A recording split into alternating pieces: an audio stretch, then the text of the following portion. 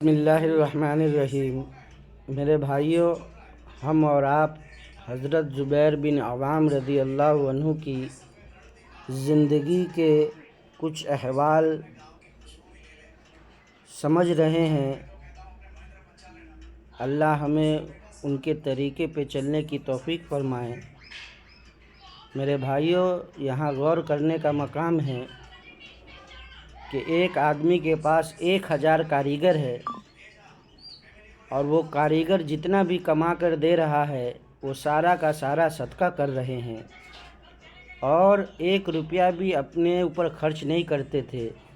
وہ سارا پیسہ اللہ کے راہ میں خرچ کر دیتے تھے، اور جب دنیا سے گئے تو ان کے بیٹے نے قرض کا حساب لگایا تو وہ 22 لاکھ تک تھا۔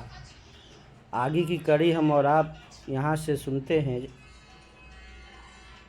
حضرت زبیر رضی اللہ عنہ کے اللہ پر اعتماد کا یہ حال تھا کہ بیٹے کو تاکید کی تھی، اگر قرض ادا نہ ہو رہا ہو تو میرے آقا و مولا سے مدد مانگ لینا۔ عبداللہ بن زبیر رضی اللہ عنہ نہ سمجھ سکے کہ آقا و مولا کا مطلب کیا ہے، تو پوچھ ہی لیا، آپ کے مولا کون ہیں؟ تو زبیر رضی اللہ عنہ نے فرمایا، اللہ۔ ان کی شہادت کے بعد حضرت حکیم بن حزام رضی اللہ عنہ کو اس قرض کا قصہ معلوم ہوا تو عبداللہ بن زبیر رضی اللہ عنہ سے پوچھا، بھتیجے میرے بھائی پر کتنا قرض تھا؟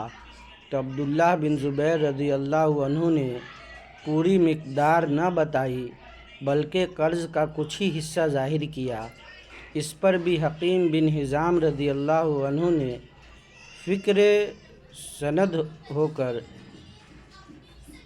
مسند ہو کر کہنے لگے، مجھے نہیں لگتا کہ تم یہ قرض ادا کر سکو گے، لہٰذا ضرورت پڑے تو میری مدد لے لینا۔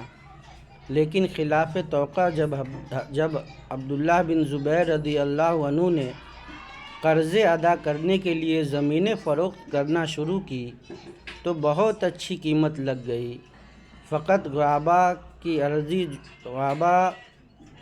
عرضی جو حضرت زبیر رضی اللہ عنہ نے 1,70,000 کی خریدی تھی، وہ 16 لاکھ میں بکی۔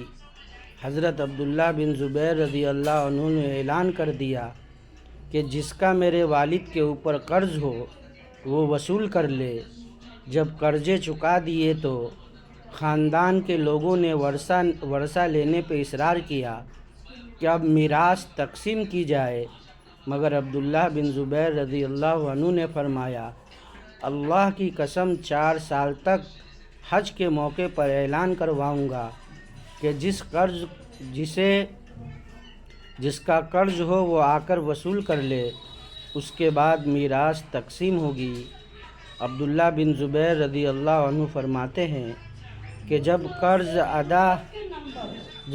ادا کرنے سے عاجزی ہوا تو فوراً دعا کی، زبیر کے مولا یہ قرض ادا کر دے، بس قرض کی ادائیگی کا انتظام ہو جاتا تھا۔ 4 سال تک جب کسی طرف سے کوئی مطالبہ نہ بچا تو باقی جائیداد کو ورثہ میں تقسیم کیا گیا۔ اس میں اتنی برکت ہوئی کہ ہر بیوی کو 12 لاکھ روپے ملے۔ فروخت شدہ اور ورثہ میں تقسیم کی گئی جائیدادوں کی جملہ قیمت 5 کروڑ 2.5 لاکھ بنی۔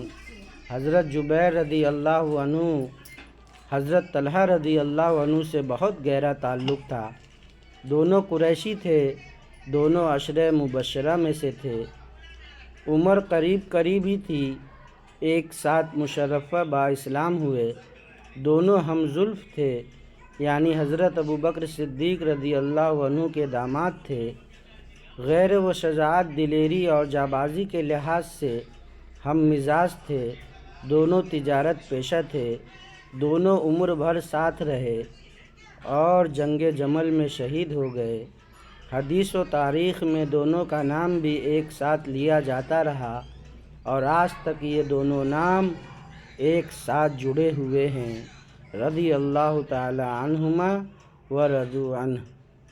میرے بھائیوں دوستو، یہ تھے کچھ حالات زندگی حضرت زبیر رضی اللہ عنہ کے بارے میں کہ آج کل کا نوجوان دنیا کی تمام باتیں کی جاننے کی کوشش کرتا ہے، لیکن ہمارے اسلاف جو ہمارے بڑے جو کر گزرے ہیں ان کی زندگیوں پر نظر نہیں ڈالی جاتی۔